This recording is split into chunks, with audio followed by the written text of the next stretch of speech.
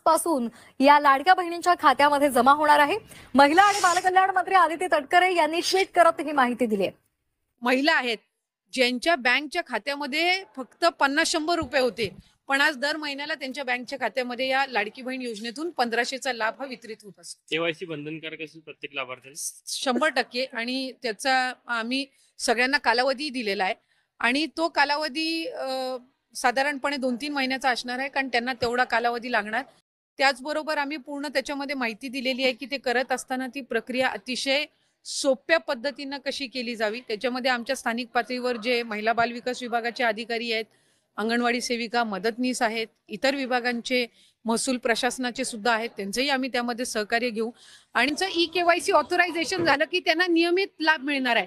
म्हणजे या ज्या तक्रारी आहेत की 1 महिन्याचा लाभ मिळाला, दुसऱ्या महिन्याचा मिळायला विलंब झाला, तिसऱ्या महिन्याचा त्या ठिकाणी थांबला गेला, तर या सगळ्यामध्ये सरळता आणि त्याचबरोबर सुलभता ही त्या निमित्ताने येणार आहे।